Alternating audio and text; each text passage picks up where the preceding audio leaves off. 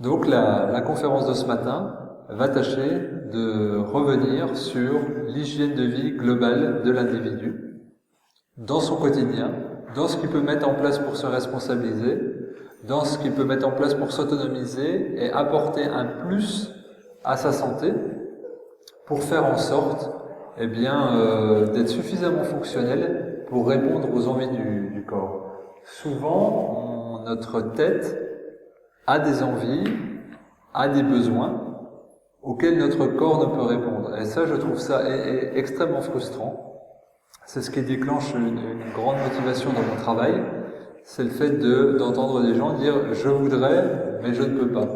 C'est l'incapacité à accomplir. Et ça, je trouve que c'est assez dommage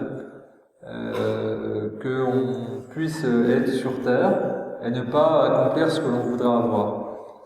Donc la vision de la santé naturelle, c'est de dire on peut rendre les choses plus fonctionnelles, plus opérantes. Et tout ce qui est vu comme dégénératif au niveau de la maladie peut souvent trouver une réponse favorable en activant des leviers sur l'hygiène naturelle. Bien sûr, je vais parler beaucoup d'alimentation parce que c'est un point essentiel, mais j'ai dit il y aura l'alimentation, il y aura l'activité physique, il y aura le sommeil, il y aura la gestion du stress, il y aura aussi la maîtrise de son environnement. Donc quand je dis maîtrise de son environnement, c'est tous les facteurs polluants ou favorables qu'on pourra avoir dans son quotidien. Mais j'insiste beaucoup sur l'alimentation, puisque 3 fois par jour, on a l'occasion de réfléchir à cela et de maîtriser. On peut avoir un travail engageant ou une vie de famille engageante qui fait que un enfant se réveille souvent la nuit. On va peut-être pas pouvoir maîtriser son sommeil. Peut-être qu'on aura un travail qui va nous demander beaucoup de ressources et une vie avec des à côté très mouvementés où on pourra pas avoir beaucoup d'activité physique. Peut-être qu'on va habiter un lieu où il y aura malheureusement beaucoup de sources de pollution. Ça, on pourra le maîtriser de manière très infime. En revanche, on pourra toujours activer largement le levier alimentaire. Voilà pourquoi je vais présenter et insister beaucoup l'alimentation. Avant de parler d'alimentation, j'aimerais parler de ce qui nous fait nous retrouver ce matin, c'est la maladie. Souvent, la maladie, on y attache la peur, l'appréhension et la fatalité. Et souvent la fatalité génétique. Eh bien, il faut que je fasse attention à mon système digestif parce que ma mère a eu ça. Il faut que je fasse attention à mes articulations parce que mon père a eu ça. Il faut que je fasse régulièrement des mammographies parce que maman a souffert de ça. Donc, il y a déjà presque une prédisposition et une peur, une appréhension qui est derrière ça. Qu'est-ce qu'on peut dire aujourd'hui de ça? Déjà, c'est que il y a un facteur qui est indubitable qui s'appelle la génétique. Oui, c'est vrai, on est prédisposé par nos gènes. Mais si on observe des jumeaux parfaits, pourquoi l'un va développer des pathologies et pas l'autre? Pourquoi l'un aura du cholestérol et pas l'autre? Pourquoi l'un aura de l'ostéoporose et pas l'autre? Pourquoi l'un aura du diabète et pas l'autre? Et là, il y a une notion fondamentale qui apparaît, qui est l'épigénétique. C'est-à-dire que c'est la façon de s'exprimer des gènes en fonction de l'environnement et de l'hygiène de vie globale. Et là, c'est intéressant. Ce qui, au départ, paraissait une théorie, est tout à fait démontrable par rapport au phénomène de la gémellité. Où là, on se dit, oui, il y a une expression génétique commune, certes, mais qui va se manifester complètement différemment selon qu'un tel ou un tel des jumeaux va choisir de vivre. Donc, là, ça nous met déjà un trait sur la notion de fatalité, d'enfermement et de prédisposition qui serait trop forte. En revanche, qu'est-ce qu'on peut tirer comme leçon positive du fait d'avoir une ascendance génétique qui a eu tel ou tel problème? Moi, je dis que c'est pas une malchance, je dis que c'est une chance, parce que grâce aux anciens, on a la connaissance de l'organe potentiellement faible. Et avec tout ce qui existe aujourd'hui au niveau du suivi médical, que ce soit allopathique ou alternatif, on se dit, ben, je vais faire en sorte que ce foie qui est si faible dans ma famille, dès le départ, dès mon plus jeune âge, je le materne et j'adapte une hygiène de vie pour faire en sorte qu'il soit le moins sollicité, par exemple. Donc moi je ne vois pas ça comme une faiblesse. On a tous une faiblesse. Pour un, ça sera le rein, l'autre le pancréas, l'autre le foie, l'autre l'estomac, l'autre la colonne vertébrale. Et on a une préscience de ça par la disposition génétique. Mais tout ce qu'on va mettre en place dès le plus jeune âge, par les parents qui vont transmettre leur histoire de vie et celle de la famille, avec les problèmes de maladie, on va pouvoir anticiper, se faire suivre, se faire accompagner pour ne pas tomber dans l'écueil et quelque part briser ce cycle génétique qui se répète, qui se répète et qui se répète.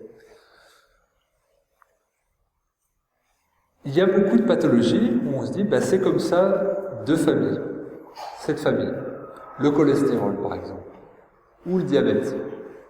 Des exemples. Souvent, on me dit, maman a du diabète, moi j'ai du diabète aussi. Alors je demande, raconte-moi comment mange ta maman, raconte-moi comment elle t'a appris à faire à manger et raconte-moi comment tu manges aujourd'hui. C'est pas une transmission génétique que tu as eue, c'est une transmission familiale de l'alimentation. Ce qui est différent, c'est que moi-même, ça se trouve, si j'allais manger dans ta famille, moi qui ne suis pas diabétique, je pourrais déclencher le diabète. C'est ton contexte de vie. Et là, on est clairement dans l'épigénétique.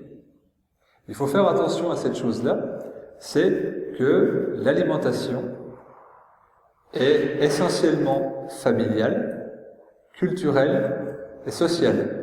Mais imaginons par exemple, je parlais avec Josette tout à l'heure, qui me disait avoir passé 44 ans en métropole. L'alimentation est différente en métropole d'ici, mais imaginons qu'elle soit mutée en Birmanie, en Indonésie, au Canada.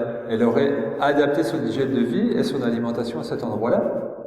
Donc, on voit bien que l'alimentation, elle est culturelle. Et peut-être si elle avait changé de statut social, plus bas ou plus haut, peu importe, elle aurait peut-être encore changé ses habitudes de vie.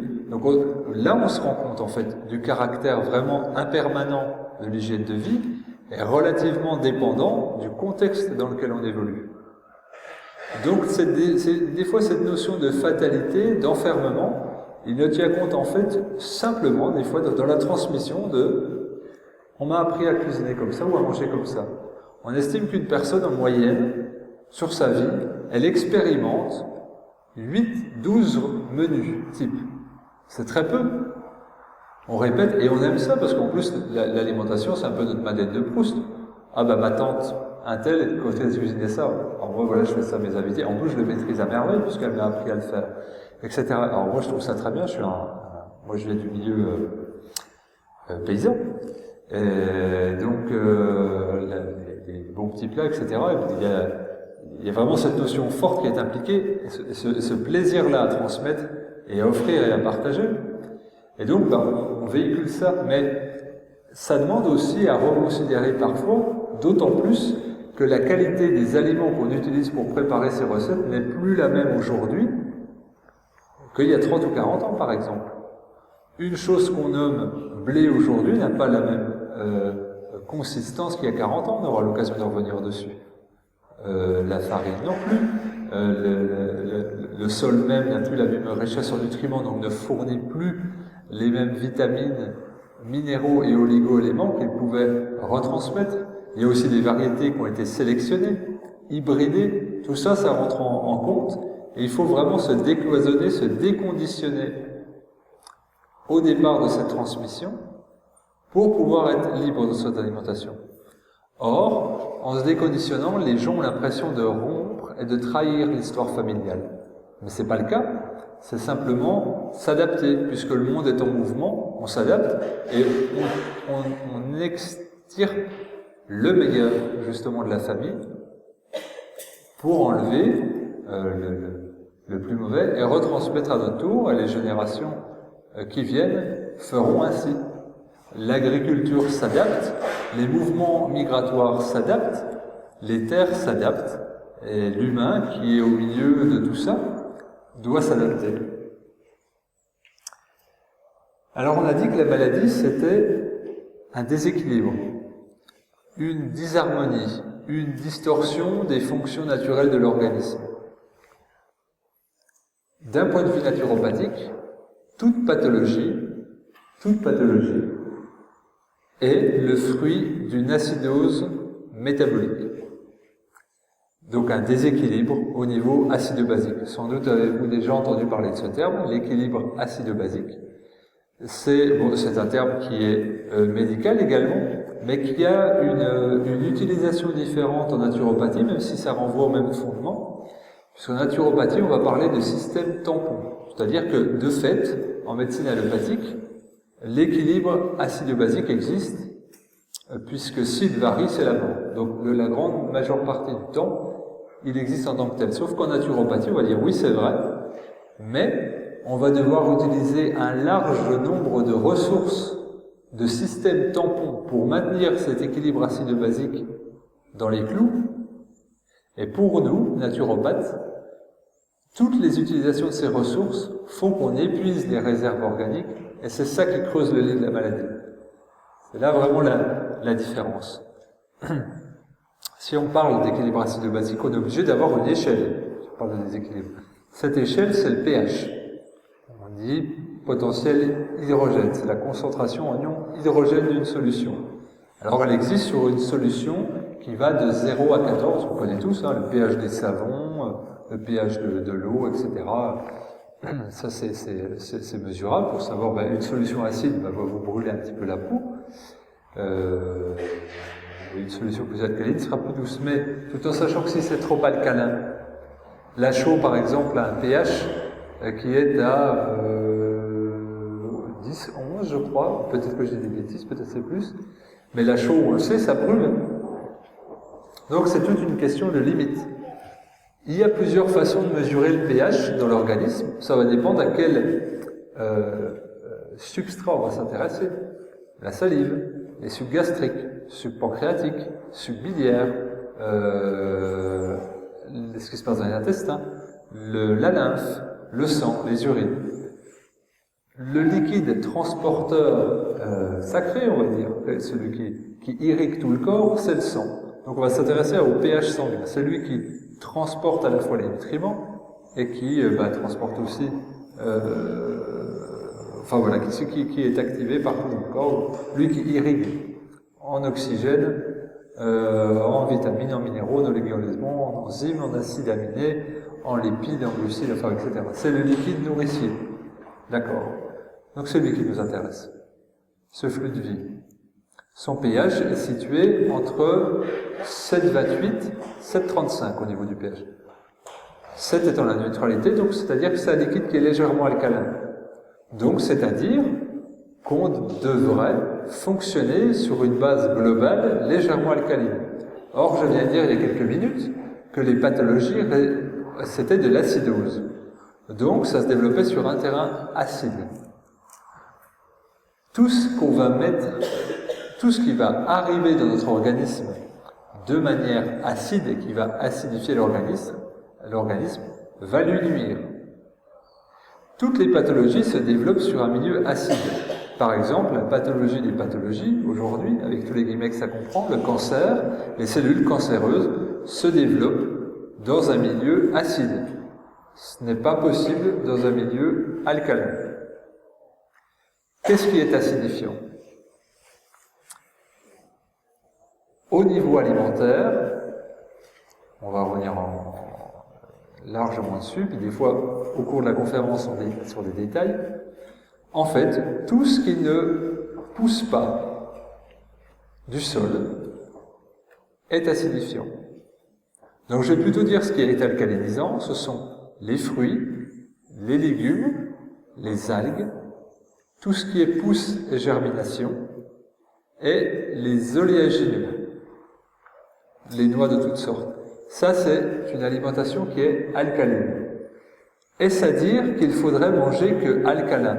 Non, parce qu'on a dit que la maladie, c'était un déséquilibre. Donc on va pas aller dans l'extrémité en ne mangeant qu'alcalin, parce qu'on sera dans le déséquilibre.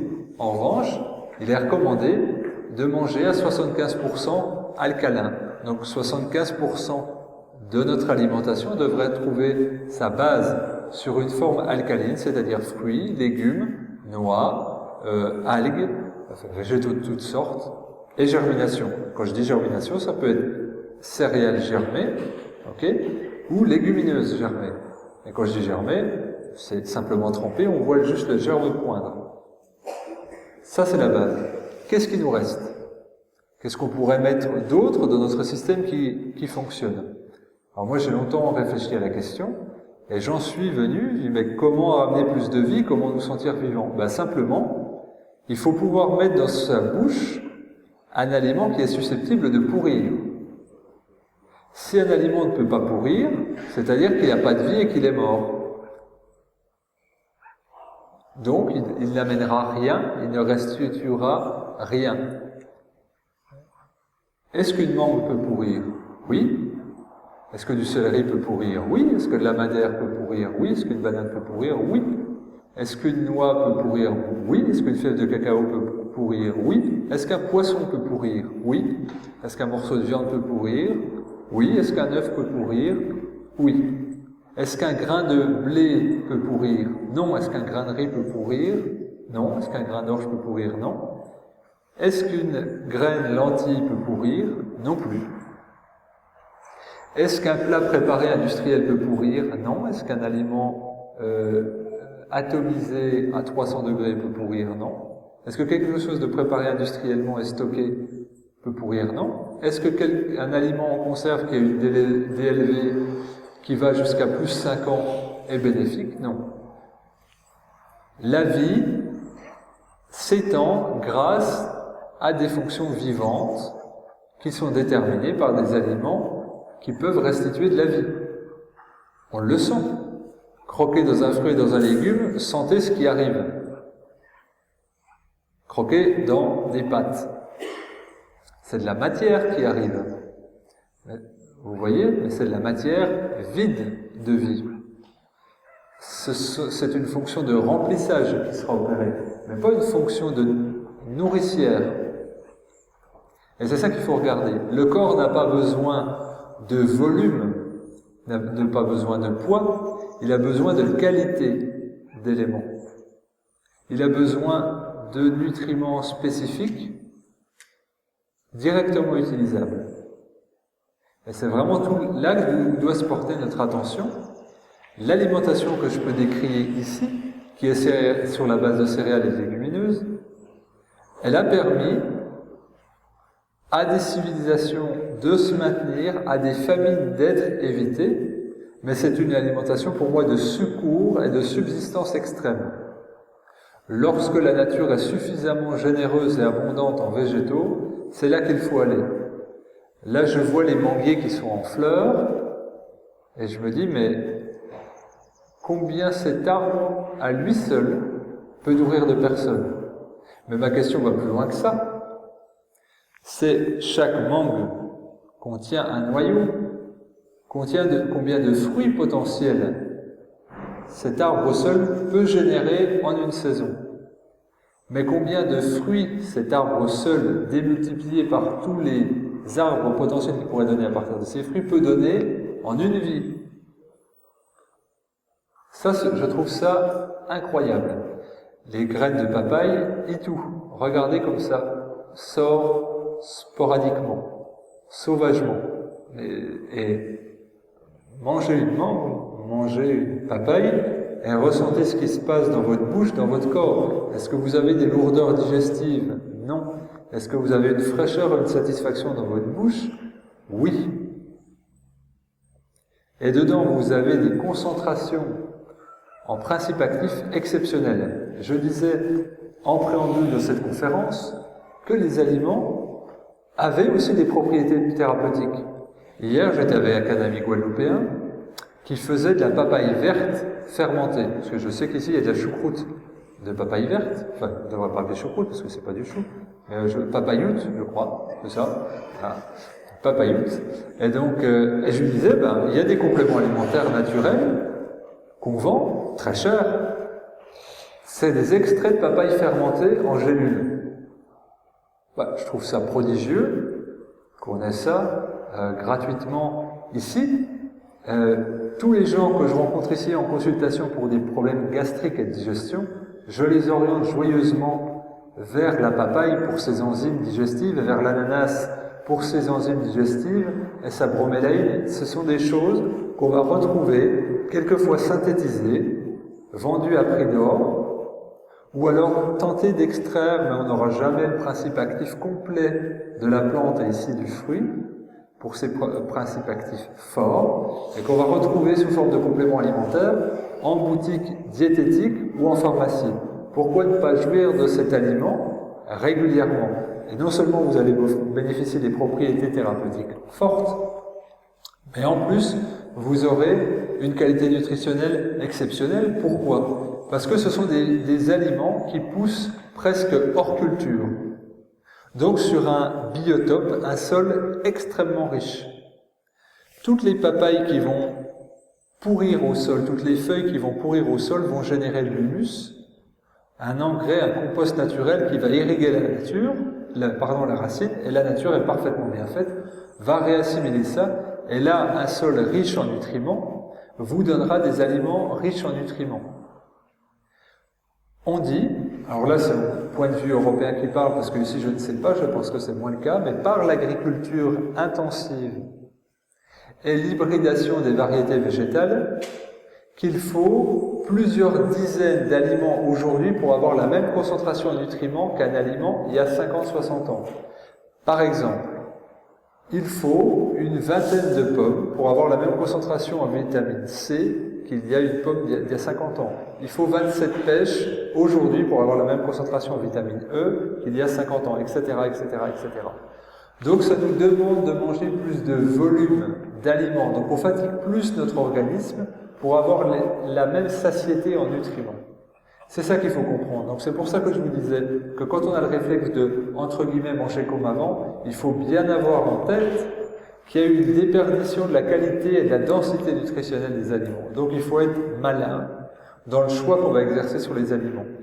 Lorsque vous allez acheter en supermarché des aliments qui ont beaucoup voyagé, ces aliments n'ont pas été cueillis à maturité. Ils n'ont pas reçu suffisamment de nutriments du sol et pas assez de soleil. Ils ont mûri artificiellement. Donc ils peuvent vous redonner que très peu d'informations nutritionnelles. Des circuits courts, locaux, vous permettent d'avoir des produits frais, si ce n'est du jour même. Et là, vous bénéficiez de la vraie vitalité. Je ne parle même pas de ceux qui ont la chance d'avoir un jardin personnel, mais là aussi, les anciens avaient plus de jardins personnels que nous. Donc quand on dit on a toujours mangé des choux, par exemple, peut-être que le chou était biologique, sur une terre riche en nutriments, et cueilli le jour même. C'est différent d'un chou qui est pesticidé, chlordéconé, cueilli pas mûr, stocké 3-4 jours et consommé après. C'est une grande différence. Vous voyez ce que je veux dire? Un chou est un chou. Maintenant, on peut voir qu'il y a différentes façons de le percevoir. Et c'est ces notions-là subtiles, pas évidentes au départ, qu'il faut essayer d'intégrer dans son quotidien. On ne doit pas chercher à être parfait, mais au moins, il faut être conscient de ces choses-là. Pour revenir spécifiquement aux pathologies et aux déséquilibres acido-basiques. Qu'est-ce qui se passe concrètement dans les cellules? Avec des aliments inappropriés. On a vu quels aliments étaient appropriés, quels autres étaient inappropriés. Comment va réagir le corps à ça? Comment il va se comporter? Il va exprimer son rejet d'alimentation inappropriée sous deux formes. Des maladies dites à col et des maladies dites à cristaux. Les maladies dites à col, ce sont des maladies sourdes qui représentent des gènes et qui s'expriment par du mucus qui est généré un peu partout dans l'organisme et qui entrave les fonctions physiologiques de base. Ça va être la sinusite, le rhume, la rhinite, l'otite. On les voit, ces expectorations de mucus visqueux qui sortent par les orifices. Mais ça va être aussi l'eczéma suintant, le psoriasis. Ça va être également tout ce qui va être le mucus qui entoure les selles. Ça va être également les abcès. Ça va être l'acné, ces choses-là. On voit les substances sortir même du corps. Ces excès générés par une alimentation pathogène qui n'arrive plus à sortir suffisamment par les organes émonctoires. Et je ne vais pas parler rapidement des organes émonctoires, puisque la nature, dans le système d'adaptation que je décris, dans le système tampon que je vante, permet à nous, humains, mais à l'ensemble du système vivant, de se nettoyer d'excès. Mais quand il y a trop plein d'excès, il devient saturé. Quels sont nos organes d'élimination, que j'appelle émonctoires? Ce sont les reins. On va évacuer les déchets par l'urine, qui se trouve être du sang filtré. Il va y avoir également les intestins, qui vont évacuer les déchets par les selles. Il y aura également la peau, qui va évacuer les déchets par la transpiration. Et enfin, les poumons. Et lorsqu'on a une respiration insuffisante ou une haleine malodorante, ça traduit une intoxication. Quand on a une transpiration trop abondante et trop odorante, avec de l'acidité des dermatites, etc., ça transcrit une intoxication. Quand on a une constipation ou des selles trop odorantes, mal formées, ça traduit une intoxication. Quand on a des cystites à répétition, des infections urinaires, ça traduit une intoxication.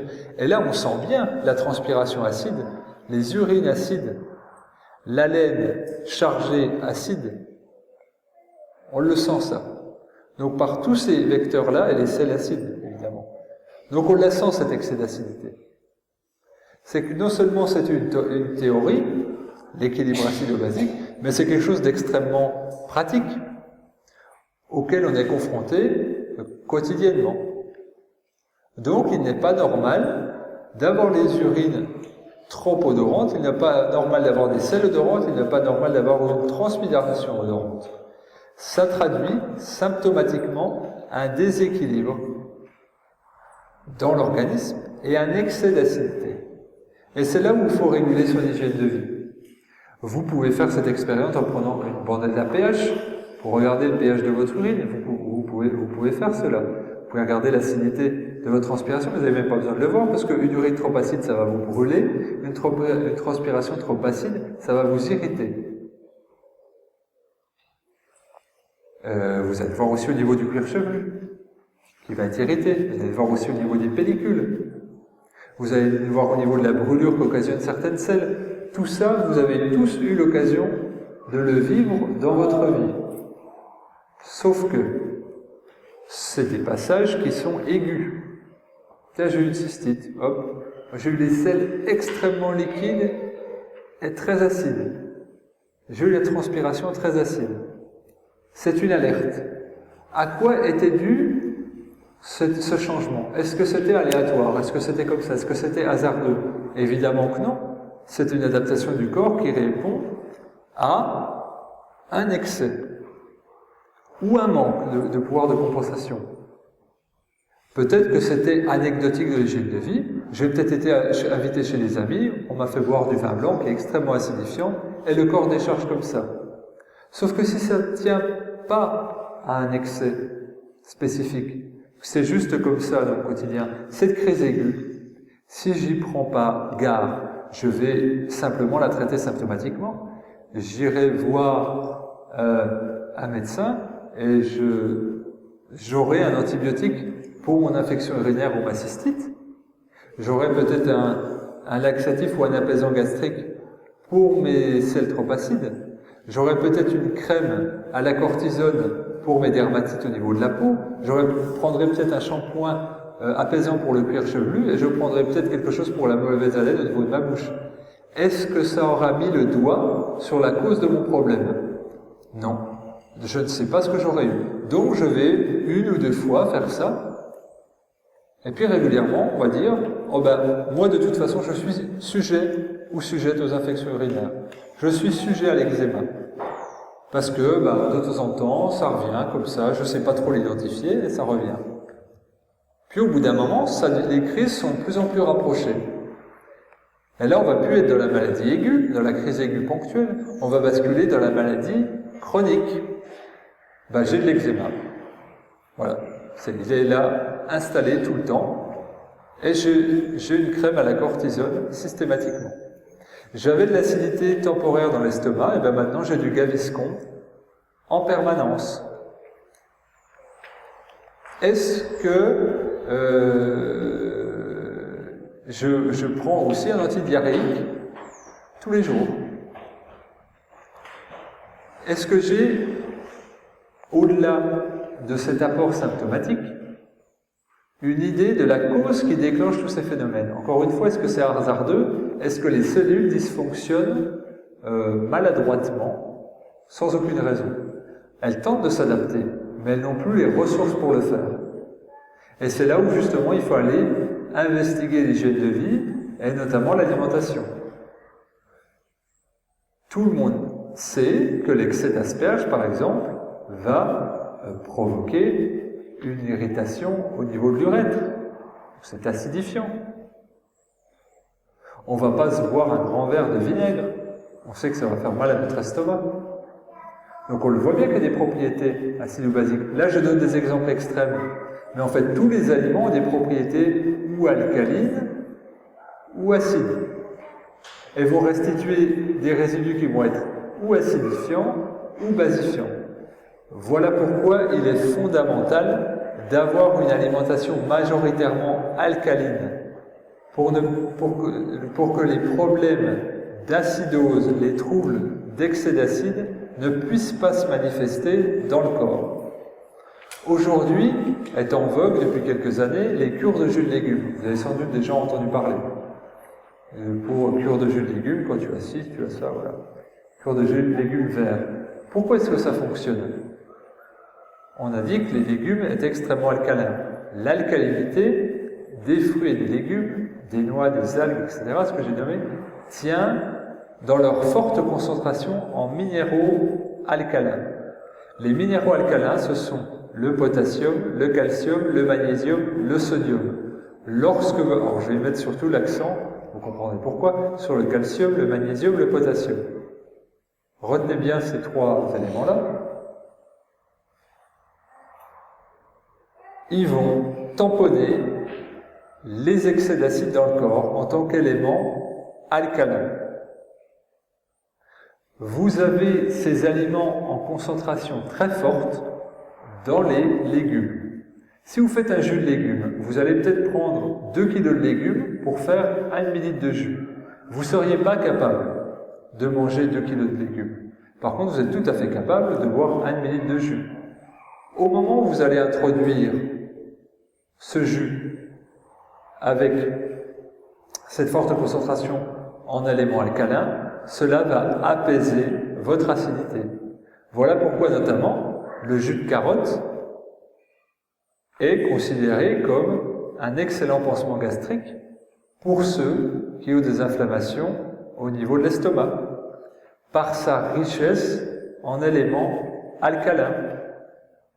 Mais vous pourriez tout à fait mettre votre jus de carotte sur une brûlure, puisqu'une brûlure, ça n'est plus ni moins que de l'acidité. Ça ne me viendrait pas à l'idée de mettre du jus de citron, mais ça me viendrait plus à l'idée de mettre du jus de carotte. Une brûlure est une brûlure. Une brûlure dans l'estomac, c'est sur une muqueuse. Une inflammation des intestins, c'est une brûlure sur une muqueuse. Ce qu'on ne mettrait pas sur notre peau sur une brûlure, il ne faut pas le mettre dans notre organisme. Seriez-vous plus prompt à frotter du céleri dur, fibreux sur votre brûlure de peau, ou mettre, je ne sais pas, de la crème d'avocat? Vous l'avez la réponse. Voilà pourquoi certaines personnes ne supportent pas les crudités, au point d'en avoir des diarrhées, des douleurs violentes, parce qu'ils ont une inflammation de la muqueuse intestinale. Ce ne sont pas les crudités qui sont mauvaises, c'est la muqueuse qui est endommagée. Si je passe mon doigt avec mon ongle sur votre peau qui n'a pas de coup de soleil, ça va être quasiment indolore. En revanche, si vous avez un coup de soleil à vif, si je fais la même action, vous allez hurler de douleur et retirer votre doigt. La peau est une muqueuse, l'intestin est une muqueuse. Voyez la fibre des crudités, comme mon ongle, dans l'exemple, qui viendra irriter une muqueuse inflammée. Les chronités ne sont absolument pas un problème, virgule, lorsqu'il n'y a pas d'inflammation au niveau des intestins. Donc, c'est pas à dire que je ne supporte pas les chronités ou les chronités ne sont pas bonnes pour moi, c'est en ce moment, j'ai les intestins suffisamment inflammés pour que je ne puisse pas tolérer les chronités. Donc, je ne vais pas vivre ça comme une fatalité, je vais faire en sorte de modifier mon hygiène alimentaire pour résorber cette inflammation au niveau des intestins, pour remanger les crudités. Et ces crudités-là seront mon outil de diagnostic pour voir ma progression. Si j'ai un coup de soleil sur la peau, je reprends mon exemple, si je continue de m'exposer au soleil, elle va être de plus en plus brûlée, et je tolérerai de moins en moins le contact même d'un vêtement ou du vent sur ma peau. En revanche, si je décide de me mettre à l'ombre, et que je mets des crèmes apaisantes, il y a toutes les chances que je cicatrise. Une cellule reste une cellule. Une cellule de la peau va se comporter de la même façon au niveau de ses capacités de régénération qu'une cellule de la muqueuse intestinale ou qu'une cellule de la paroi stomacale. On est d'accord? C'est pas plus compliqué que ça. C'est une question de terrain et de mouvements antagonistes par rapport à la régénération cellulaire ou de mouvements favorables par rapport à cette régénération cellulaire. Tous les jours, vous avez des cellules qui meurent, qui s'évacuent sous forme de déchets dans la lymphe, et d'autres qui renaissent, qui les remplacent. C'est un outil merveilleux qu'est le corps. En revanche, ces fonctions ne peuvent s'accomplir correctement qu'en fonction de moments propices, de contextes spécifiques. Mais si le corps a des urgences à gérer, si on lui met trop d'éléments acidifiants dans le corps, lui, il va vers l'urgence métabolique et il aura moins d'énergie vitale à consacrer au renouvellement cellulaire. C'est ça qui est important de saisir. Le corps s'adapte, mais les systèmes de compensation mènent à l'usure. Beaucoup de pathologies sont des pathologies d'usure. L'ostéoporose, par exemple. L'ostéoporose est l'exemple type de la maladie d'adaptation qui conduit à l'usure. On va revenir à mon exemple de système tampon avec les minéraux alcalins. Je suis en acidose chronique. Il me faut absolument des minéraux alcalins pour tamponner mon pH. Si je ne les ai pas dans l'alimentation, où est-ce que je vais les trouver? Où est-ce que je vais trouver le calcium, le magnésium, le potassium? Dans les os et dans les dents. Ok? L'ostéoporose n'est qu'une chose, une acidose, et on spolie le capital calcique des os pour équilibrer la suracidité de l'organisme. Point, c'est tout. On disait qu'avant, l'ostéoporose, c'était la maladie des vieux. Maintenant, il y a des gens qui ont 35 ans qui ont de l'ostéoporose. Alors, soit 35 ans, c'est vieux, soit on est vraiment dans une mauvaise transmission alimentaire qui fait que les générations appauvrissent leur capital santé de plus en plus. C'est ce que j'expliquais au début de la conférence. Donc, qu'est-ce qu'il faudrait faire pour réduire cette ostéoporose? Amener un maximum d'éléments alcalins, donc des fruits et des légumes. Vous ne trouverez pas plus riche en calcium, magnésium, potassium, éléments de base de la structure osseuse, que dans les fruits et les légumes. Qu'est-ce qui nous est proposé en échange pour avoir des os solides et robustes? Du lait. Du lait de quoi? Du lait d'humain? Moi, je dirais oui, puisqu'on est des humains, ça paraît logique.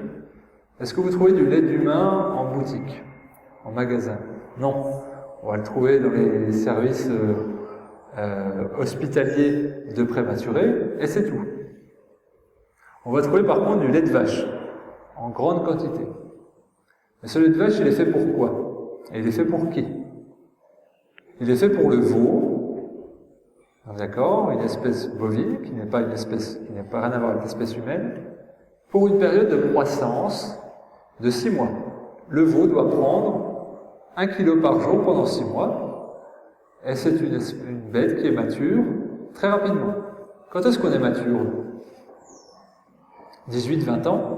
Quand est-ce qu'on finit notre période de croissance? 3 ans. Est-ce qu'on doit prendre 1 kilo, enfin autant de poids par jour proportionnellement? Non, c'est très lent notre croissance. Très très lent. Combien il y a de facteurs de croissance dans le lait de vache? 7. Combien il y a de facteurs de croissance dans le lait humain? 3. Il y a 3-4 fois plus de protéines dans le lait de vache que dans le lait humain. Le lait humain, c'est à peu près 2-2,5% de protéines. Le lait de vache, c'est plus de 2 fois plus. C'est extrêmement gras aussi. Et puis il y a une chose aussi qui est importante, c'est qu'il y a des hormones très spécifiques au développement cérébral et glandulaire du veau. Or, quand je regarde un veau, j'ai du mal à faire le lien avec un humain. C'est un aliment qui n'a rien à faire dans l'alimentation humaine, sauf si la vie en dépend.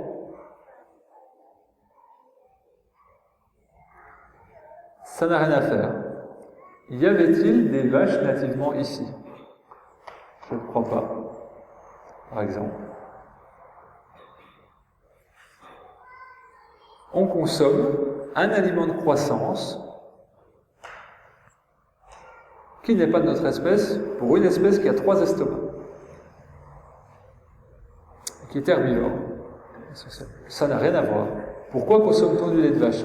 Tout simplement parce que c'est un aliment qui se produit en grande quantité. Mais si une chienne donnait 60 litres de lait par jour, on boirait du lait de chienne. Vous voyez ce que je veux dire? Le lait de vache n'est uniquement consommé parce qu'il est produit à grande échelle.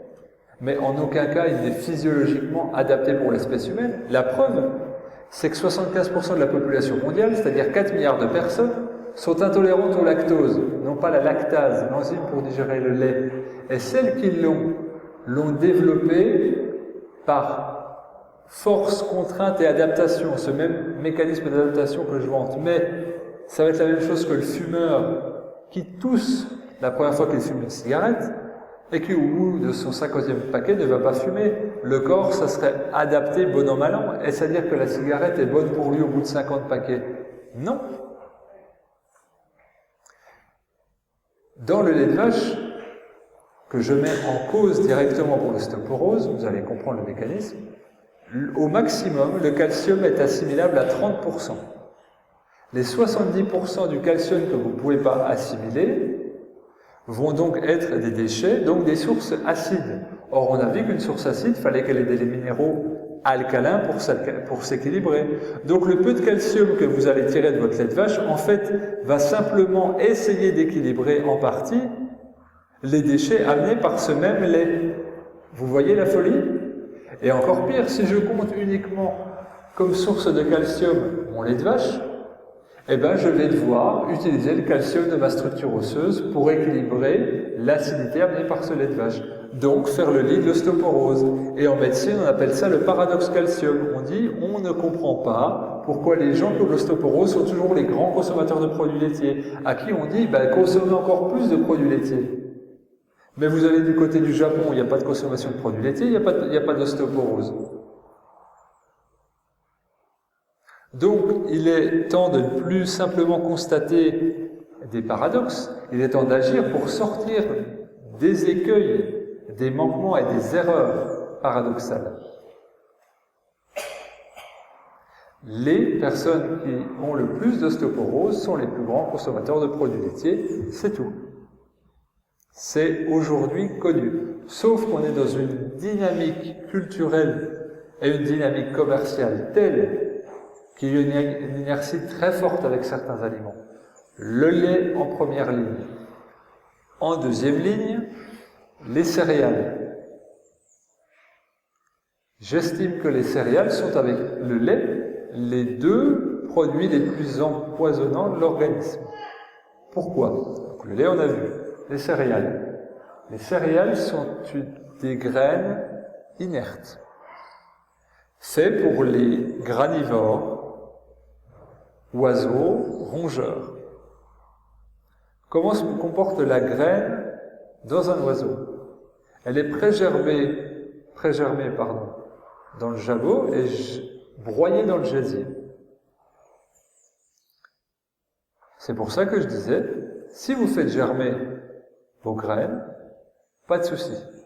Sinon, c'est un aliment de dégénérescence forte, nuisible à vos fonctions, et qui vous vole des nutriments. Ça ne vous apporte rien.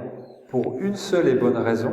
Certes, vous avez du zinc, du phosphore, du potassium, du magnésium, du calcium, du fer, vous avez tout ça dans les graines. Oui, mais de manière théorique. Ces éléments nutritionnels sont-ils relâchés dans la cellule? Non. Pour une seule et bonne raison, c'est que la nature protège sa graine. Vous ne voyez jamais une graine germer sporadiquement. Vous pouvez stocker des graines des années, des dizaines d'années, des centaines d'années, des milliers d'années. On retrouve aujourd'hui des graines de camut dans les pyramides d'Égypte qu'on fait germer. 3000 ans la graine, elle germe. Mais qu'est-ce qui l'empêche de germer comme ça? Des inhibiteurs d'enzymes. Mais vous les connaissez ces inhibiteurs d'enzymes, puisque vous faites tremper vos lentilles pour qu'elles vous donnent moins de gaz, pour qu'elles se digèrent plus facilement. Donc c'est-à-dire que la graine est toxique au départ.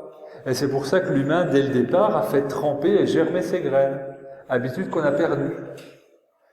On recherche plus l'instantanéité que la logique. Quand je vais en grande surface et que je regarde nouveau riz Oncle Ben's cuit en 4 minutes, je dis quelle folie, puisque le riz complet, il faut 1 heure pour le cuire. Qu'est-ce qui s'est passé?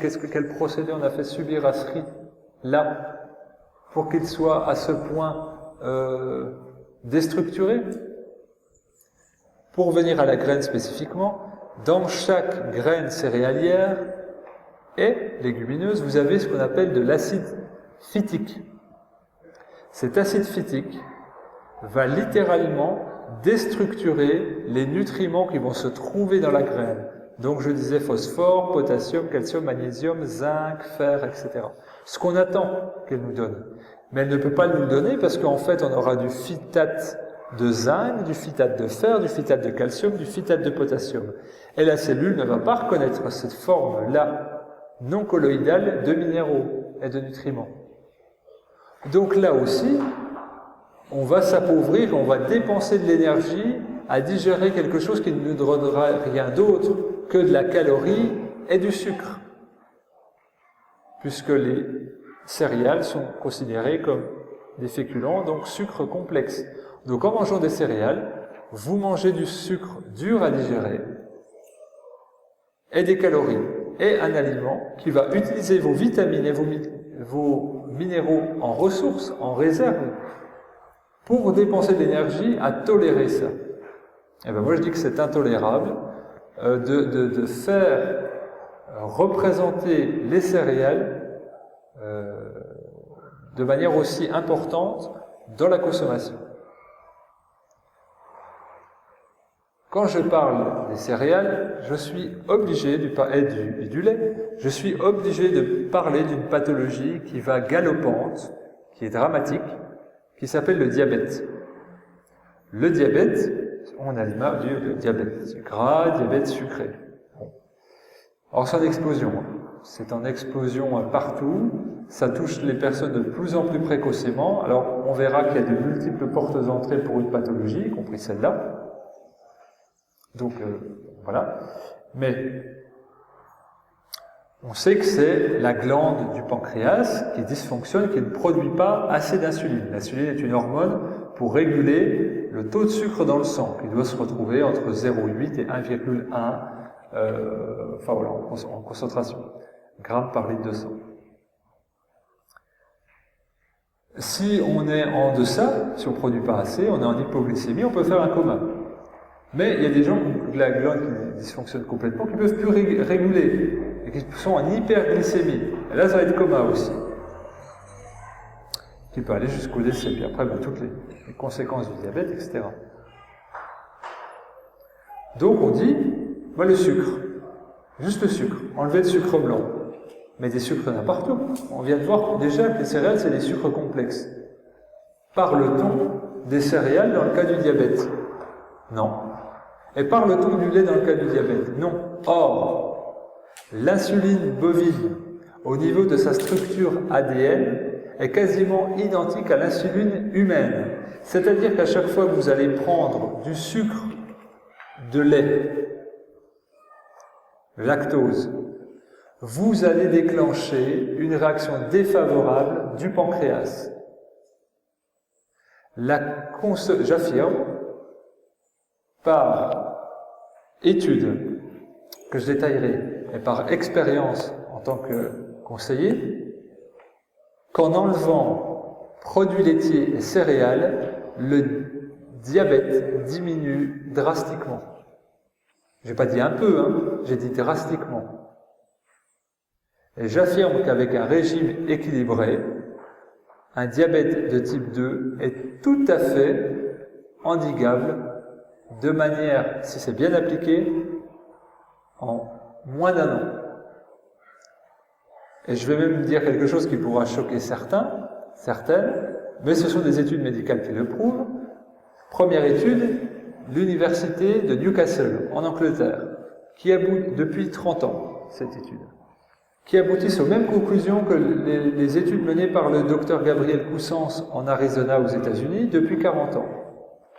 Expérience faite, des personnes diabétiques de type 2 ont suivi un régime alimentaire spécifique pendant 3 semaines, 0 complément alimentaire, juste de l'alimentation pendant 3 semaines. Au sortir de ces 3 semaines-là, tous les groupes tests, donc c'est une étude sur 40 ans, 56% des diabétiques de type 2 n'étaient plus diabétiques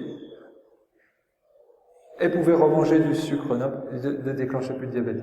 56% de résultats positifs définitifs en 3 semaines. Là, on le voit, le rôle de l'alimentation. Donc, je vous ai fourni les références. Le livre du docteur Gabriel Coussens, vous le trouverez sous le nom « Se guérir du diabète en 21 jours ». Il a d'ailleurs fait un documentaire en anglais, « How to reverse diabetes in 21 days », qui est disponible sur YouTube. Vous pouvez consulter. Il a écrit un livre, « Se guérir du diabète en 21 jours ». Et les travaux de l'université de Newcastle qui sont consultables en anglais et en langue française ont été traduits. Ce régime alimentaire consiste en quoi? La cellule se nourrit de toute manière de glucides, de sucre. Elle tourne comme ça, c'est comme ça. Même si on mange que des graisses, on va transformer ces graisses en sucre, donc ce sera le sucre qui va arriver à la cellule. D'accord. Mais il y a aussi des glucides dans les légumes. Donc on est parti. C'est un raisonnement logique, presque simpliste.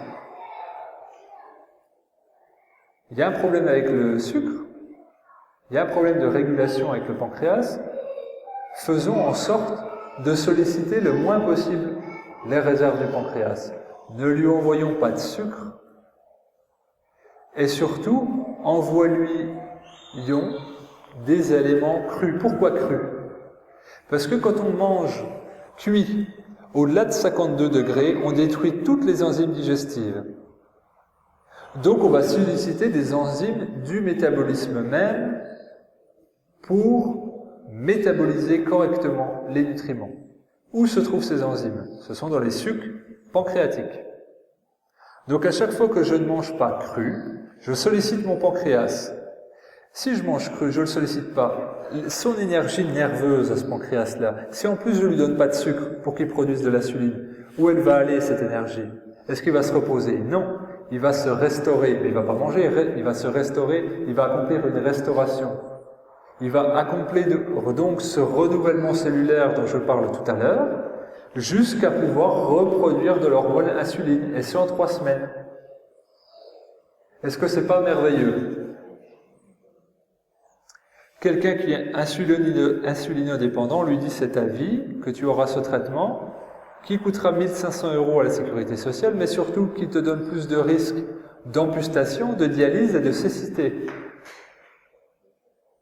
L'alimentation, pour le diabétique, est une clé fondamentale. J'ai pas dit la clé, parce que j'en reviendrai plus tard sur une autre cause, mais est une clé absolument fondamentale. Or, j'entends des diététiciens, j'ai pas dit la diététique, j'ai dit certains diététiciens dire « Mon pauvre, vous avez déjà le diabète, vous êtes déjà accablé par la vie, ne vous privez de rien, par contre, adaptez votre prise d'insuline en vous piquant en fonction de ce que vous avez mangé. » C'est totalement déresponsabilisant pour l'individu et on omet complètement le rôle bénéfique de l'alimentation là-dedans. Et on y voit que l'alimentation plaisir, que l'alimentation compensation, mais pas l'alimentation thérapeutique. Donc je ne vous irrigue pas, n'abreuve pas de mensonges ou de chimères, puisque je vous propose 2 études que vous pouvez aller glaner gratuitement sur le net, qui vous proposent ce point de vue-là. Et ce point de vue-là est aussi connu en diététique, entre guillemets, alternative. Mais il est temps aujourd'hui de partager les connaissances. Mais là, les études que je vous donnais, ce sont des études médicales. Mais on n'a plus le temps d'attendre encore et encore et encore et encore que de faire des groupes tests, d'expérimenter, puisque en ce moment même, des gens souffrent et meurent du diabète. Passons à l'action et modifions notre alimentation pour ne pas rester dans cette fatalité dogmatique du diagnostic médical qui n'a pas encore eu la validation de pouvoir entreprendre ces changements-là. Il faut aller du coup à la pêche à la formation. C'est une responsabilité de chacun, de la personne diabétique, mais également du diabétologue, de faire ce travail en dehors de son champ. C'est pas toujours facile, puisque on connaît l'état de la fonction hospitalière où il y a sous-effectif, et où du coup, pour prendre un rendez-vous avec un diabétologue, c'est très long, etc., parce qu'il est débordé de travail. Donc c'est dur pour lui de se former, de faire des séminaires, d'échanger avec ses collaborateurs et de fouiller. Donc c'est un système global qu'il faut revoir, où la responsabilité est partagée. Et c'est vraiment important que vous gardiez en tête cet exemple-là du diabète qui est extrêmement symptomatique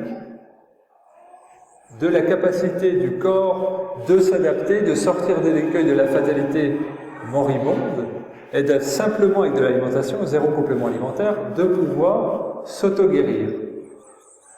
Autre pathologie, le cholestérol, ou l'excroissance du foie. Si j'ai beaucoup de toxines, de toxémies, de déchets acides, ils vont tous être traités par mon foie. C'est l'organe filtre par excellence.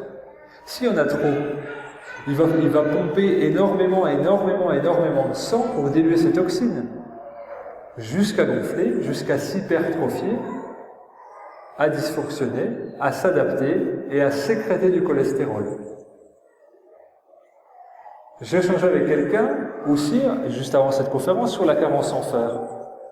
Je vais parler très rapidement de la carence, parce que c'est intéressant. Et là aussi, vous comprendrez l'adaptation ou l'incapacité à s'adapter du corps. Il y a des gens qui sont... Là, une carence dominante, c'est la carence en fer, l'anémie. Donc le trop peu de globules rouges qui en découle. Bon. Donc ces gens-là se disent, il faut que je mange plus d'aliments riches en fer. Donc déjà, il faut que je mange plus. Mais ça ne bouge pas. Et au contraire, leur carence continue de se creuser. Alors, on va leur dire, vous ne fixez pas bien le fer. On n'explique pas comment. On n'explique pas vous ne fixez comme ça.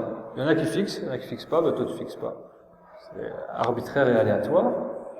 Donc on va mettre du tardiféron, etc., des compléments en fer, oui, et qui des fois ne vont rien faire, sans jeu de mots.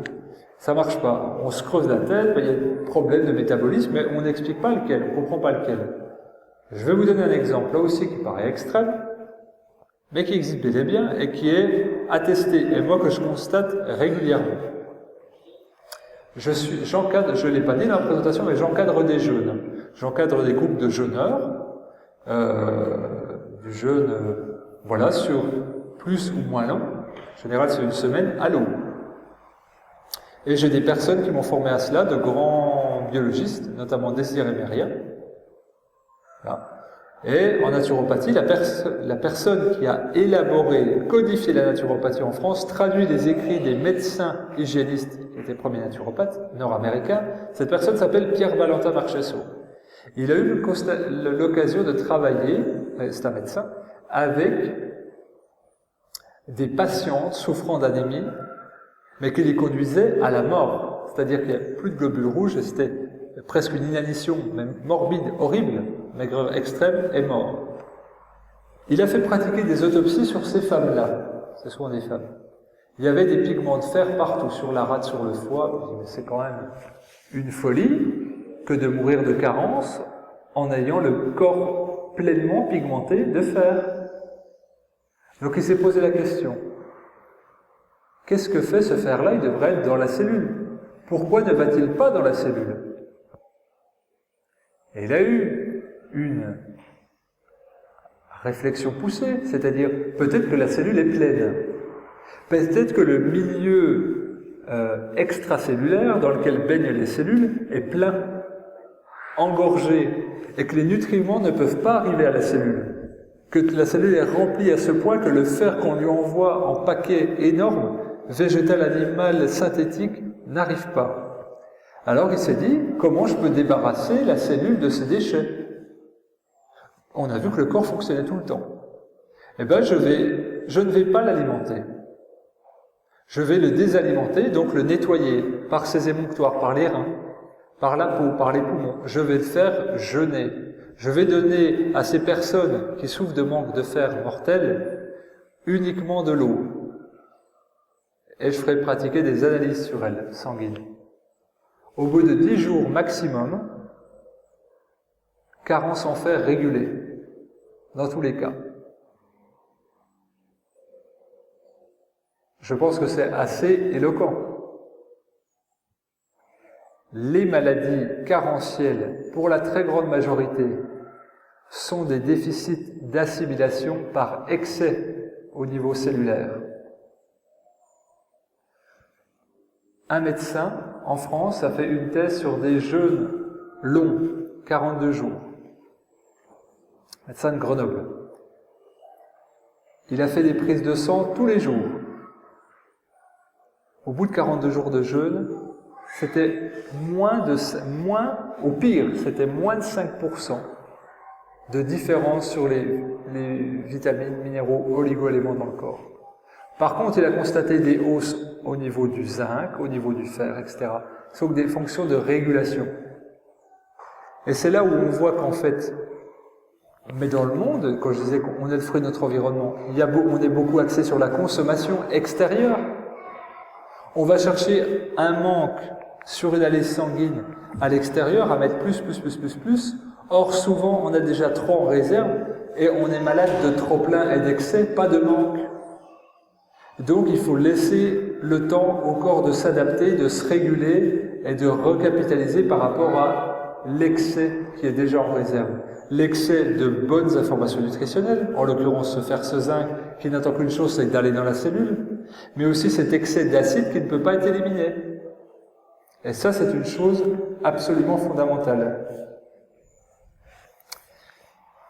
Voici pour le volet très rapide, mais si ça vous intéresse, j'ai des dizaines et des dizaines d'enregistrements gratuits sur YouTube où je parle d'alimentation. Je vous invite à jeter une oreille. C'est pas de la pub, hein, c'est gratuit. Donc vous pouvez le faire, ou alors c'est de la pub désintéressée. Donc je vous invite à jeter une oreille, puisque là, évidemment, on ne peut pas tout parler dans le temps. Et j'aimerais aborder quelque chose qui est trop souvent négligé, qui est le sommeil. On a vu que les cellules du corps se renouvelaient. À quel moment ça se fait? Pendant la phase du sommeil. Comment sont vos urines aussi, le matin au réveil? Plus odorantes et plus foncées. C'est-à-dire qu'il y a plus de déchets acides qui sortent. C'est normal. Puisque le matin, qu'est-ce qu'on fait? On petit déjeune. Et en anglais, we break fast. On casse le jeûne. Donc c'est là où cette détoxination se perd, ce jeûne de la nuit, et c'est là où se renouvellent les cellules durant ce jeûne de la nuit. La qualité de sommeil, de ce point de vue physiologique et cellulaire, là, est extrêmement important. Le sommeil est un pilier extrêmement important. Qu'est-ce qu'un insomniaque? C'est une chose de plus en plus répandue. C'est une personne, un individu dont le système nerveux est épuisé à ce point qu'il ne peut même plus accomplir ses fonctions au niveau du système nerveux autonome, c'est-à-dire le lâcher-prise du sommeil. Ça clignote rouge de tous les côtés quand quelqu'un souffre d'insomnie. Il faut absolument le materner, absolument, et faire en sorte qu'il retrouve un sommeil réparateur. En ce sens aussi, je trouve irresponsable au niveau de la société de faire travailler longuement les personnes de nuit. On sait aujourd'hui, par des études, et c'est le ministère du Travail qui donne ces études, que les gens qui travaillent de nuit ont une espérance de vie entre 10 et 15 ans inférieure.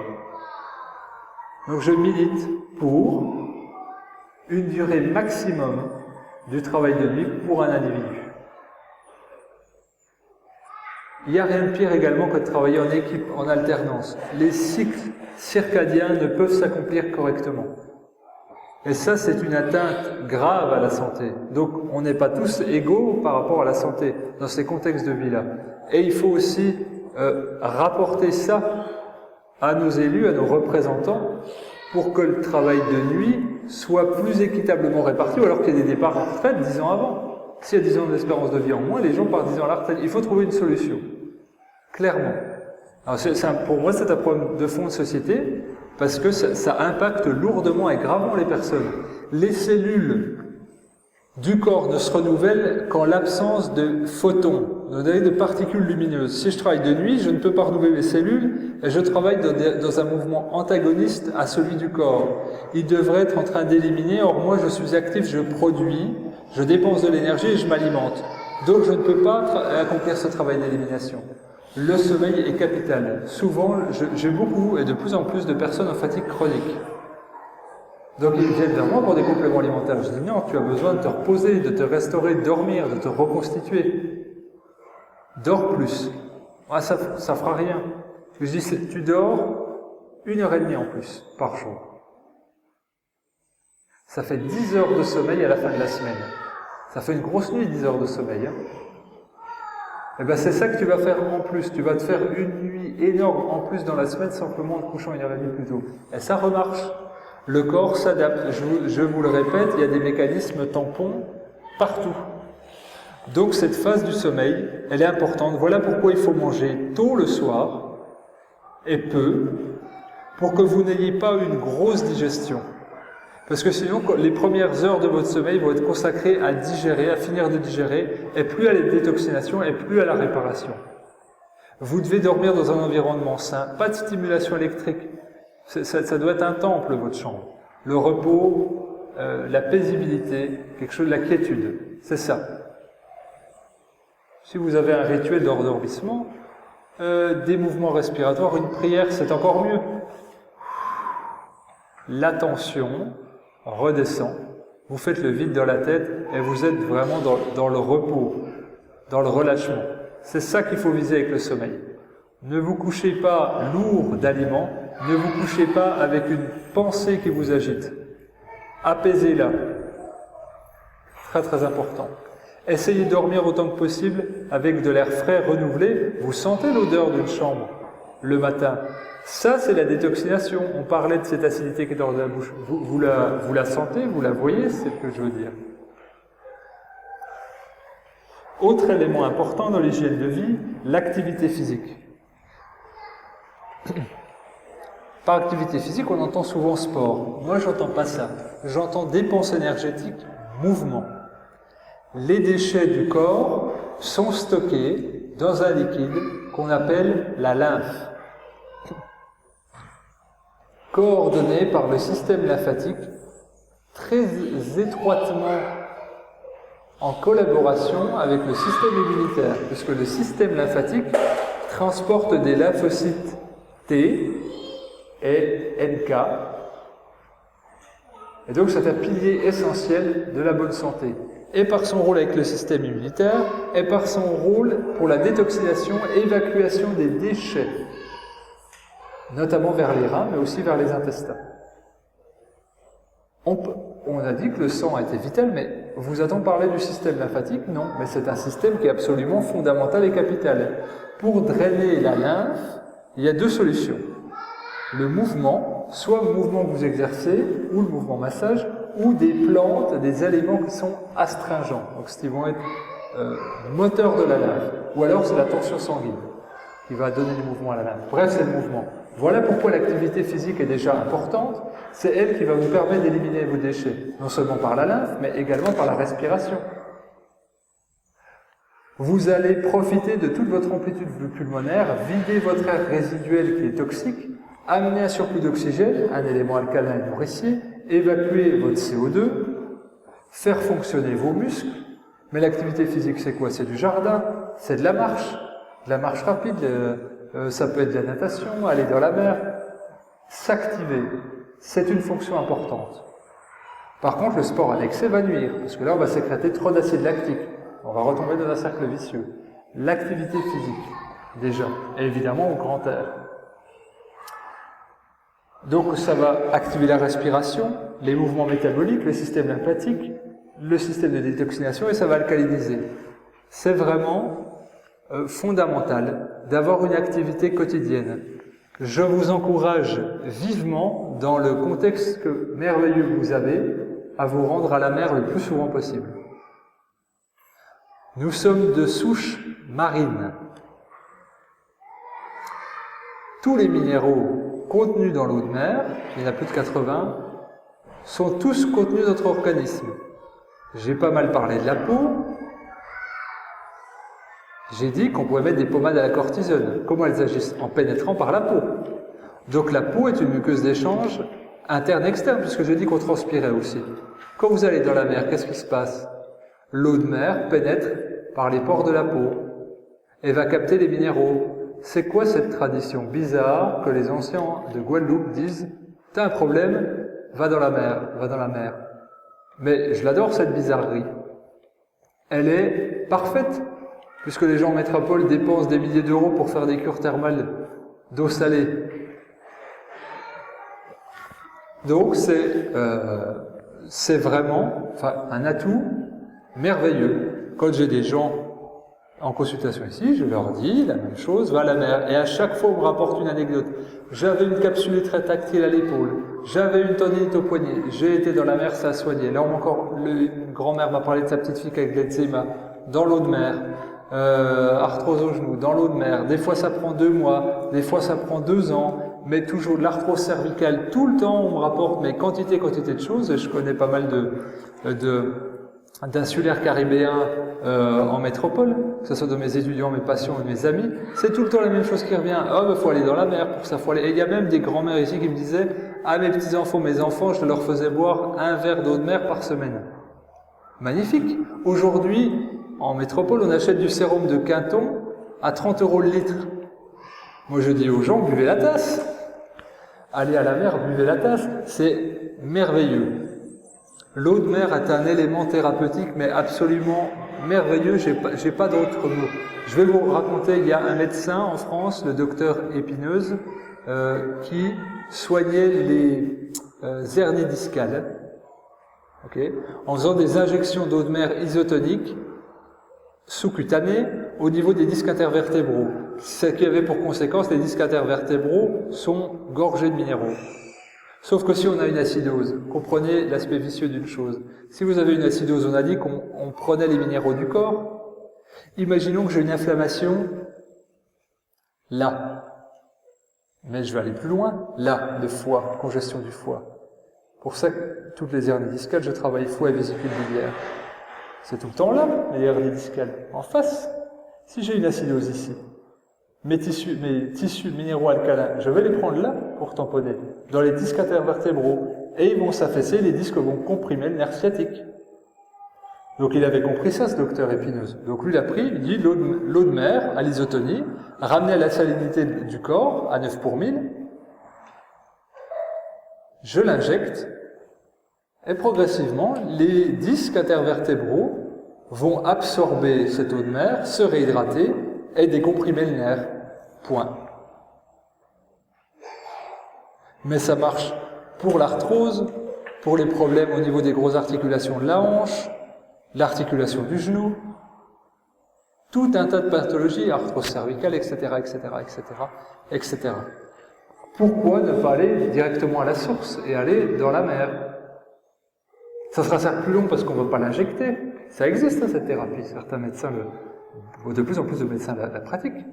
Moi-même, je l'ai fait pour mon genou où j'avais une déperdition de cartilage. Mais aller dans la mer, c'est bénéficier, capter ces nutriments, ces minéraux-là, pour reconstituer tout le tissu organique qui a été lésé par une acidose qui était devenue chronique. On en revient toujours à la même chose. Si vous ne prenez pas les minéraux de l'alimentation, prenez-les au moins de la mer. Ces minéraux alcalins-là. La mer n'est pas magique, elle est simplement bienfaitrice parce que riche en minéraux. C'est pour ça que je recommande aussi la consommation d'algues. Également, extrêmement riche en minéraux, en fibres, en glucides, en protéines, et en plus, elle draine les métaux lourds et les agents toxiques. Il y a ici, pour moi, en Guadeloupe, absolument toutes les conditions. Je dis pas ça pour vous brosser dans le sens du poil, je le pense du plus profond de ma tête, après réflexion, et du plus profond de mon cœur par rapport à ce que j'ai vu et partagé. Vous avez toutes les conditions pour être en parfaite santé. On parle toujours de la vitamine D, de la carence en vitamine D, que ça fait 4 fonctions métaboliques pour Alzheimer, pour ci, pour ça, l'arthrose, Parkinson. Mais vous l'avez par le soleil. Les minéraux, vous l'avez par la mer. La richesse nutritionnelle et la fraîcheur, vous l'avez, et l'alcalinité par les fruits et les légumes. La qualité des protéines fraîches, par les petits poissons gras. Les glucides, vous n'avez pas besoin des céréales qu'il faut mettre à la poubelle, puisque vous avez les madères, les patates douces, l'igname, et j'en oublie. C'est fantastique. Vous avez un jardin parfait. Vous avez un environnement parfait. Fuyez dans la nature.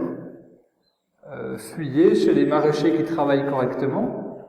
Et là, de plus en plus, la demande créera l'offre. La grande demande fera baisser les prix. La grande demande provoquera l'abondance. L'abondance de biens pour le corps, pour le maintenir en équilibre, en bonne santé. Et la bonne santé, c'est l'état naturel de l'être humain. Donner à manger de manière déséquilibrée à un animal domestique, vous allez voir comment il se comporte. Il va dégénérer, sa santé va péricliter. Il en va de même pour l'homme, évidemment. Agissez plutôt par instinct, plutôt que par passion et par peur, sur l'hygiène de vie, vous allez faire simplement le fait d'aller dire, tiens, je vais aller prendre quelques mangues sauvages, ça vous fait une balade. Et puis sur la route, je me fais une petite baignade, etc., etc. Et puis là, vous allez enlever tout votre stress, etc., etc., etc. Donc je fais une liaison pour le dernier point que je voulais aborder, le stress. Tous on a éprouvé une occasion de se stresser, puis d'avoir une crispation à l'estomac. D'autres disent, moi dès l'instant que je dois prendre la parole en public, j'ai la diarrhée. C'est ce que rapportent beaucoup de sportifs. Ou alors, dès l'instant que je suis en conflit avec ma famille, mon eczéma ressort. Ça, c'est très connu. Ou alors, durant mes années d'études, j'ai été constipé. Ou alors, dès l'instant que je travaille trop, ça me stresse, j'ai des vertiges. Ce sont des somatisations. Donc là, on le voit, le lien entre l'aspect émotionnel et le physique qui est impacté. C'est assez notable et suffisamment notable pour qu'aujourd'hui la médecine le mette en avant. Ne sache pas tout le temps pourquoi et comment l'expliquer, mais elle dit oui, il y a une influence du stress, on le voit parce que le médecin voit bien quand il suit son patient. La personne perd son époux, et là la santé se dégrade, elle dit mais elle n'a pas changé. Peut-être qu'il y a quelque chose qui apparaît. Ou il y a une rupture, un divorce, et il y a quelque chose qui apparaît. La personne tombe au chômage, hop, il y a quelque chose qui apparaît. Les médecins le constatent, mais se trouvent encore en manque d'outils. Ça commence à se coordonner, à mettre en place des choses, encadrement psychologique, etc. Mais il faut sortir aussi du tout antidépresseur. L'antidépresseur va sauver la vie parfois, mais des fois il va maintenir dans un état de léthargie qui ne permet pas de sortir de cette spirale-là. Et donc là, le médecin doit être accompagné.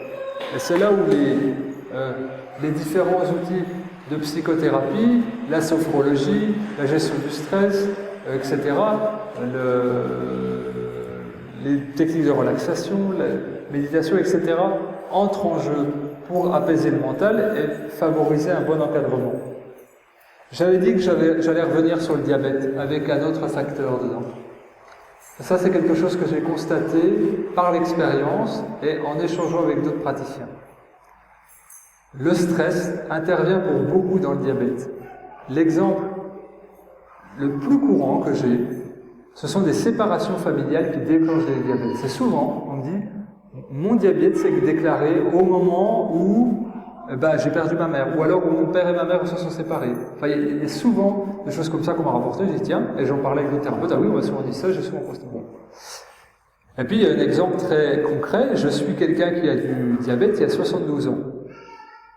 Donc on arrive à un résultat très bien. Plus de diabète, il a 1,1, 1,2, ça roule. Ça s'équilibre sur plusieurs longs mois, il sort pas, ça bouge pas. Et puis je le recroise à l'occasion d'une conférence, il vient avec sa femme, puis il vient vers moi énervé, puis il me dit « Ah, ça m'énerve, le diabète est remonté, je comprends pas pourquoi, je mange encore plus strict qu'avant, ça fait rien, ça fait rien. » Et puis il s'énerve, il bougonne, et il comprend pas. Et par chance, il y a sa femme à côté, qui lui dit « Ah, tu connais Fabien, c'est bon, tu peux lui dire. » Puis ah, il s'énerve.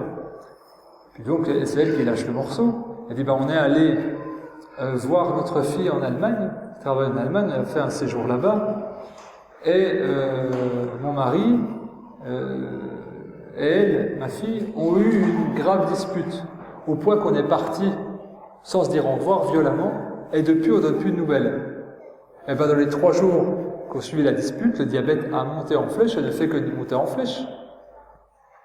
Et aujourd'hui, je sais que dans certains sites d'oncologie, et certains diabétologues, sans comprendre trop les mécanismes, intègrent la gestion du stress. C'est quasiment tout le temps le cas maintenant dans le diabète gestationnel, donc le diabète de la femme enceinte. On dit, on sait que là, si vous êtes moins stressé, ça va faire baisser le diabète. On comprend pas trop les mécanismes, mais je serais presque tenté de dire, c'est pas grave. Tant qu'on peut agir favorablement sur l'individu, on s'en prive pas. Tant que ça ne nuit pas, tant que ça n'y a pas de nuisance et d'effets secondaires à dire, relaxez-vous, détendez-vous, prenez du temps pour vous, méditez, allez voir un psy, il n'y a pas d'effets secondaires, on utilise ça. Et on le voit aussi sur des cas où c'est hors gestationnel, où là ça diminue. Donc ça, ce sont 2 pistes extrêmement intéressantes, validées pour le diabète, mais il y en a bien d'autres. Les problèmes de peau, c'est typiquement reflet du stress. Typiquement, combien de personnes je dis, moi de toute façon, à chaque fois que je retourne dans ma famille, j'ai l'eczéma qui ressort sur les mains. Depuis que j'ai repris le boulot, le psoriasis, il a été galopant. Très, très, très, très souvent. Les problèmes de peau, très souvent, sont le fruit d'un déséquilibre. Excès d'acide, parce que le stress est générateur d'acide, on le voit bien. Les gens se font des ulcérations d'estomac de stress. Ils ne changent pas leur alimentation, ils vont se faire un ulcère de stress. On le sait, on le dit. Mais il ne s'agit pas de donner encore une fois du Gaviscon ou des pansements gastriques. Il s'agit d'aller à la cause et d'aider la personne à dépasser, à surmonter son stress.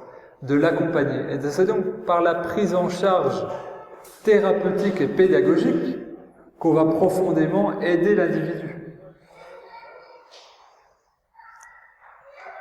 En quelques mots, j'aimerais finir en parlant de notre environnement, de la pollution.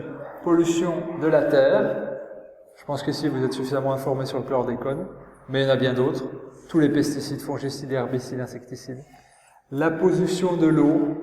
Je pense que vous êtes au courant aussi, avec les autres sources qui ont été polluées par tout ce que j'ai pu dire. La pollution de l'air, avec les rejets dans l'atmosphère. Et aussi les pollutions électromagnétiques. Ce sont des pollutions toutes extrêmement vicieuses. Pourquoi ? Parce que invisibles. Or, si on voyait les ondes comme des faisceaux, on aurait peur. Si je vous dis qu'officiellement il y a 100 000 produits chimiques en circulation dans l'atmosphère et que seulement 5% d'entre eux ont été analysés, et que sur ces 5%, il y en a la moitié qui sont considérés comme inclassables, est-ce que vous le croiriez vrai ? Eh bien c'est vrai puisque c'est le rapport de l'Union européenne.